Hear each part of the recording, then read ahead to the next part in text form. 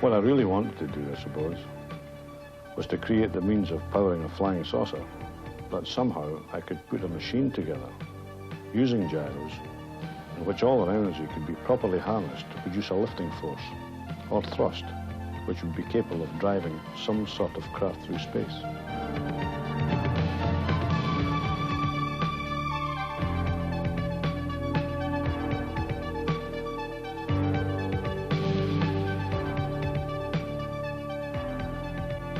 Like most inventors, Sandy Kidd has paid a high price for his brainchild. It has cost him over £20,000 in lost wages alone. He has turned down better jobs. He has cut himself off from his family. Well, I got so carried away with the thing that I just couldn't help myself. Looking back on it, I don't know how I really was able to subject my family to such sacrifice and hardship. When I was courting Sandy, we used to go to the library when we went out. My girlfriend and her boyfriend, they always went to the dancing, the pictures, but Sandy always ended up in the library. This is where we spent most of the time reading up books on science fiction. He just wasn't like a normal person. He never was. He has what it takes to make an inventor. The French word ingénieur, from which the word engineer is derived, means an ingenious one. And Sandy is ingenious. The ingenuity referred to by Professor Laithwaite is built into this machine. Sandy Kidd claims it is unique because it can move on its own, requiring no contact with air, water, or solid surfaces, which brings us to flying saucers. Many people are convinced that flying saucers are real and are used to transport the inhabitants of outer space between stars and planets. If these magical machines are streaking across the heavens of the universe, then one thing is certain. Their technology is far advanced on anything we are using at the moment. My machine should be able to deliver thrust over long periods of time, years if necessary. This would mean in space travel, very, very high speeds. The acceleration of the device could also be adjusted to create an effect within the device that would simulate the conditions of gravity that are on Earth's surface. And this would completely eliminate the problem of weightlessness. Mind you, the device has other uses than taking it to Mars in 34 hours. As it says in the patent papers, it is envisaged that the device has application on land, in or underwater, and in space, which means it can be used to power submarines and ships. We might even have the flying motor car. His obsession with this dream sustained him through the years of hardship and sacrifice which it took to turn his idea into reality. He became almost a stranger to his grandchildren, but his wife Janet had learned early on she would have to live with someone who had an inventive mind. He was always talking about space things, science books, Einstein, Asimov, all this type of thing. I wasn't really interested at that time. I've had to live with it so long that it's just grown on me, sort of thing. Having married a man obsessed with travel and space, Janet Kidd and her family found themselves seeing less and less of Sandy as he fell under the spell of gyroscopes.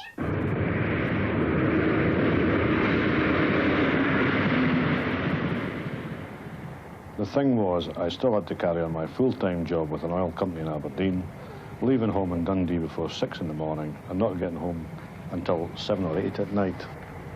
It was actually in the train that the design of the machine finally came to me. That was around 1982, by which time Sandy had risen to a responsible job in the North Sea oil industry, earning £25,000 a year. But when he arrived back in the evenings to his home in the suburbs of Dundee, he had to start work all over again.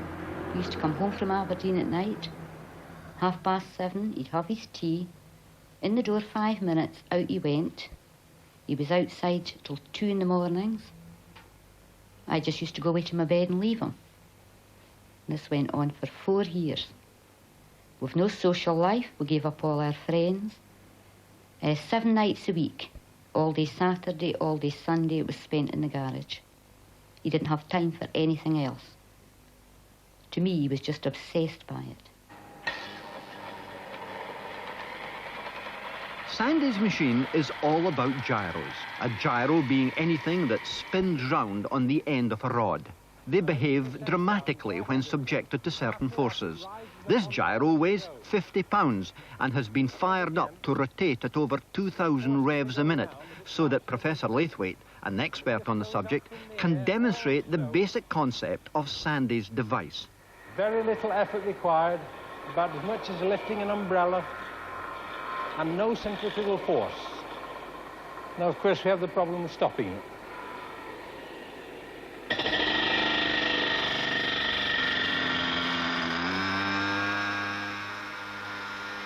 Professor Laithwaite studied Sandy's machine at the Imperial College of Science and Technology in London.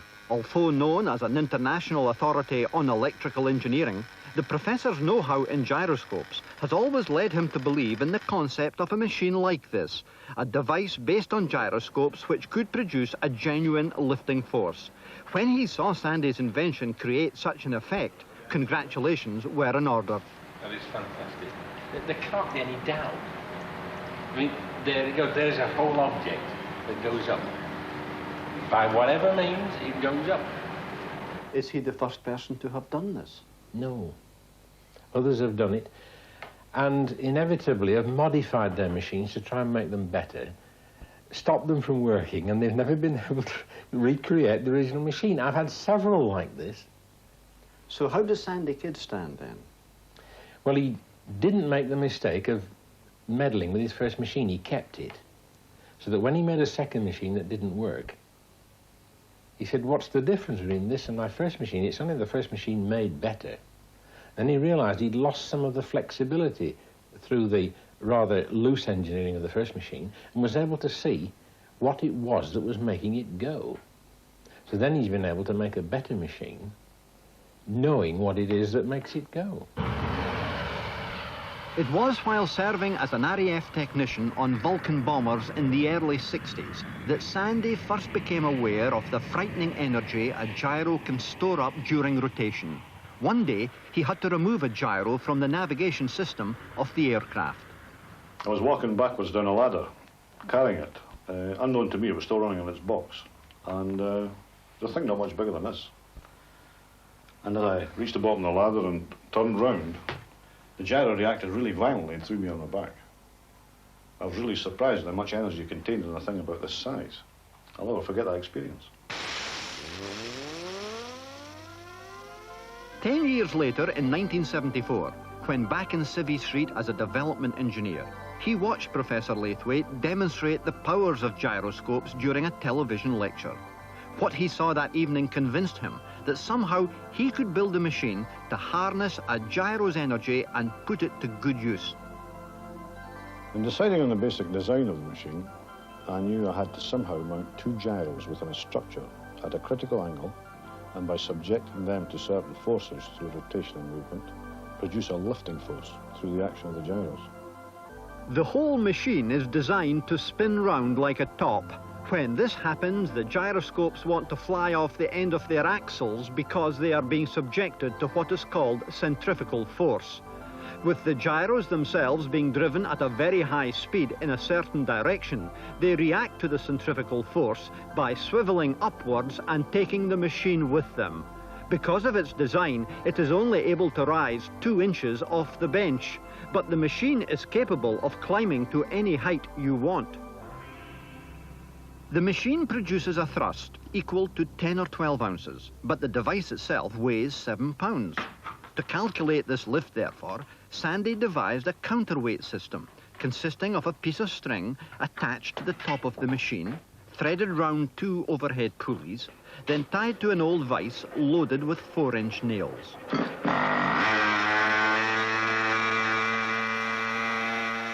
When the machine lifts, Sandy gradually removes nails until the device starts to drop. the lift achieved is equal to the weight of the nails taken away. Now, this may all seem a bit crude, but such ingenuity is the stock and trade of the inventor. One of the most important aspects of tackling such a complex project was making all the bits and pieces necessary and juggling them around until I got everything right. Well, being a toolmaker, I could make everything myself, and that was a real bonus. I could set my own pace and get things done my way, building one machine after another, getting the size of the gyros right, mounting them at the right angles, determining the rotational speed of both the device and the gyros, so that the two interacted to create the effect I was after. Another of his many problems was deciding how he should drive his gyros. Finally, he chose a 6.5cc water-cooled model aeroplane engine and linked it up to the bottom of his machine. This engine can produce 1.25 horsepower at 16,000 revs a minute, transmitting that power to the gyros by a belt and pulley system. The machine itself is rotated by being connected up to an electric drill. During my experiments, I burned out more electric motors than I cared to remember about. I was stealing motors out of any gadget I could put my hands on. Washing machines, lawnmowers and things like that. And doing all this, I was working with only a very basic grasp of mathematics and physics, which of course are very much involved in this type of engineering. In developing this machine, I've been plagued with setbacks, but having been a development engineer for years, I knew full well that you rarely get anything to work first time. It was very often a question of 2 steps forward and 3 steps back. At the weekend, I simply worked on the machine from morning till night. Towards the end, I dreaded having to go out to the garage. It became some sort of hell, but just kept going. I wasn't happy about it, because at the beginning I didn't believe him, but he persisted and carried on with it, and it was a failure so many times, and he promised to give it up, but he never did. He always gave it a couple of days, and out he went again. And this has gone on for months and months and months. I even got it in bed at night.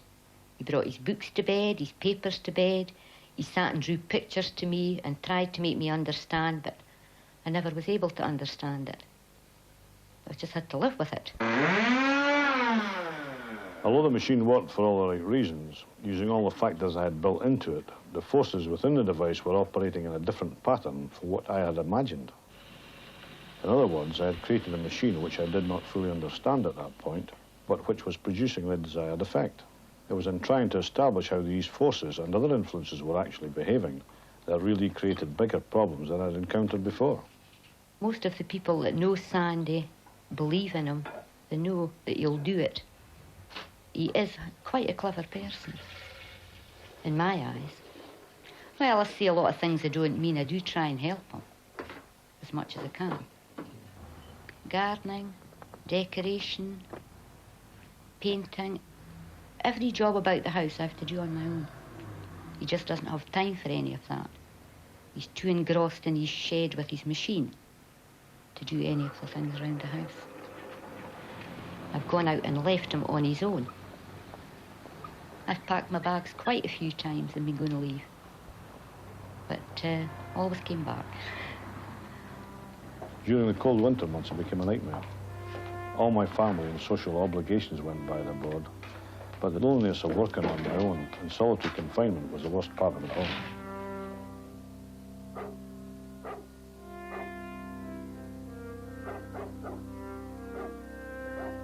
After 18 months of building and rebuilding machines, I knew I'd come to the end of the road. If it didn't work now, I knew I had nowhere else to turn. I'll never forget that night. It was November the 21st, 1984, my 47th birthday. I went into the garage, started everything up, and then it happened.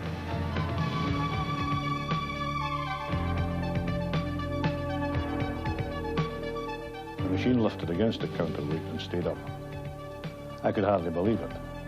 It was a feeling of sheer joy and relief. I'd done it, cracked it. Throughout this project, Sandy had worked alone without help from experts, not even from Professor Laithwaite, who had inspired him 10 years before on television. Now, in his hour of jubilation, he was the man Sandy wanted to give his news to first of all. Well, I've watched this effect for 18 months now, and I couldn't figure out what it was. But I've now proved conclusively that from 0 to 1,000 revs, you're absolutely correct in what you said. Sandy was so obviously genuine and so almost self-effacing with what he'd done. And, of course, it was gyroscopes, and I asked him a few questions, such as, are they offset gyroscopes with skewed axes and so on? And when he said that, I think, well, he's probably got the ingredient, and what does it do? And he said, well, it will lose some of its weight. And at this point, you think, well, I can't afford not to see this, because I could be missing the big one. And when he was willing to bring it to me, as opposed to having me go up to the north of Scotland, well, of course he could come and see me. I think I've got nothing to lose. I think this man's the 1 in 100 who's different. You do get a sort of feel for it. You can spot the cranks a mile off.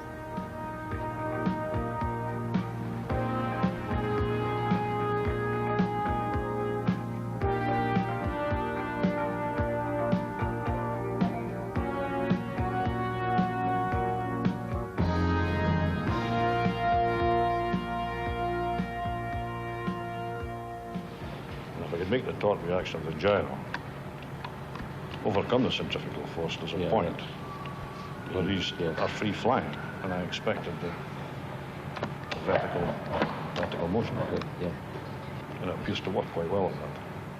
Professor Laithwaite is himself a great visionary, a man who has constantly sought to push back the barriers of technology. In Sandy's machine, he saw the reflection of his own beliefs. And this would work in outer space the same as it works on this bench.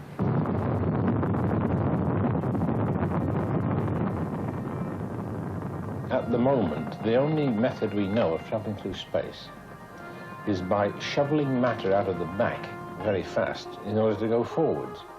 And even science fiction writers, the people in Star Wars, can do no better than talk about twin ion engines in which they squirt ions out of the back. They're still sending matter out one way in order to propel forwards in the shot and gun manner. Now, Sandy's machine, where it differs, is that he's produced a force by converting some angular momentum, which is easy to generate from things like nuclear submarines engines. And if you can convert angular momentum into linear momentum and propel yourself forwards without shoveling material out of the back, then you could go to the next galaxy on a teaspoonful of uranium. The professor's experience with similar projects convinced him that Sandy's idea could only be developed with proper funding. This meant contacting someone who could match bright ideas with venture capital. Such a person was Martin Rose, a high-technology consultant who chose America as the place to test reaction to Sandy's machine. But why go to America? Well, first of all, America is the land where dreams come true. You have a film star who's now a president, so anything's possible. And logically, therefore, it's a place where a reactionless motor, which sounds like an absurd idea, should be presented. There's no problem with gaining attention. There's no problem with funding an idea like that. The key issue is its application, the verification of that idea, and who verifies it. And if you're raising money to set up a company to drive an applications development team, you have to have the right people. The Americans recommended university research, and that is what is now happening at Dundee, where Sandy has been awarded a consultancy. He is one of a university research team trying to establish how exactly the machine is producing its lifting force and whether that force can be made more powerful. This investigative work is being carried out under some security in a small lock-fast laboratory tucked away in the basement region of the university's engineering block. Working alongside the inventor is Dr. Ian Davidson, a lecturer in mechanical engineering who specialises in dynamics. What we hope to do is a series of tests to try and see what the overall performance of the machine is. And these will be broken down basically into an initial set of tests which will measure the sort of overall properties, followed by a series of more complicated tests which might help to tell us something about what is happening inside the machine. The first test will be some overall force measurements on the lifting effect. And we've set up a force transducer, just a little lever. And on the lever, we place what we call a strain gauge, which when it's stretched, gives an electrical signal. and that we can display on a counter or an oscilloscope. It certainly is a very complicated phenomenon, so it will need a bit of time before we can actually pinpoint the actual mechanism which is creating this force. It's a difficult problem mathematically, and I would have thought that it's the sort of thing that we might well contemplate as a research project for a 3-year PhD or something of that nature. As interesting as that? I would say so, yes. Because the machine generates such momentum, the university authorities have insisted that it can only be run behind a strong metal guard. This caution over the safety aspect of the device is matched by Dr. Davidson's own reserve when he is asked if Sandy's machine will provide mankind with a new source of energy. I would prefer to answer that question some considerable time later when we have a much clearer idea of what the machine actually does and the extent of this phenomenon. At the moment, it is an interesting phenomenon. Let's examine it and see what might come from it. One man at Dundee University who harboured no doubts about Sandy's machine was Dr. Bill Ferrier, a senior physicist. Like Professor Laithwaite, he was deeply impressed with both man and machine. Bill and I became great friends through this machine, and he often came around at night, spent many hours discussing gyroscopic theory. The two of them would sit discussing the machine and what it could do, what it could be used for. They'd work out formulas, there'd be papers lying on the coffee table, all over the settee. Eventually I gave up and went away through to my bed. But the pair of them still sat here all hours discussing the machine. Bill was working on a mathematical formula to explain away the workings of the device, and he informed me that he was getting pretty close to putting some answers together. Unfortunately, Bill died in late summer 1986, and since then nobody's been able to reproduce his work.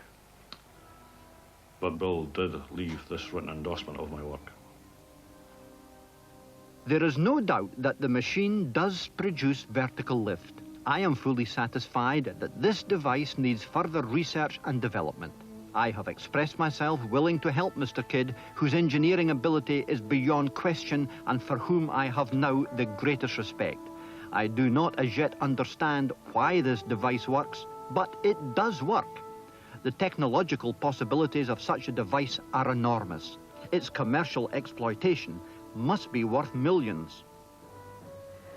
I have not seen anything of this type before. I find it interesting, and as a dynamicist, I would very much like to be able to track down what is actually happening.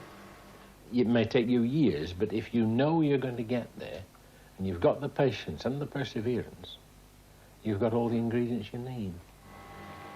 My prediction is eventually I will win through. I've got this far. It was a struggle. I have got to assume that having got into a university establishment, that I'm winning. It's taken time, but I'm getting there. And I have got to allow the academic chappies to make up their own mind at the end of the day. Eventually, they've got to come round to the same conclusion as me. Is it going to change the world? I think it will, if it's allowed. Immanuel Velikovsky, the famous Russian scientist and writer, put it this way: what I want to impress upon you is that science today, as in the days of Newton, lies before us as a great uncharted ocean, and we have not yet sailed very far from the coast of ignorance.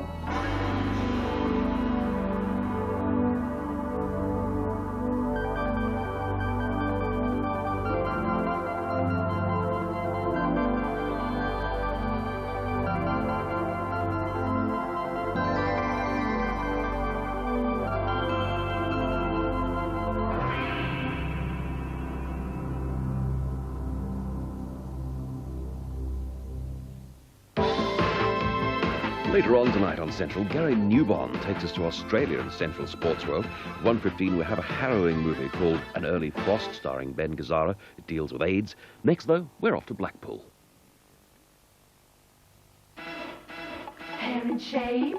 Salon shape.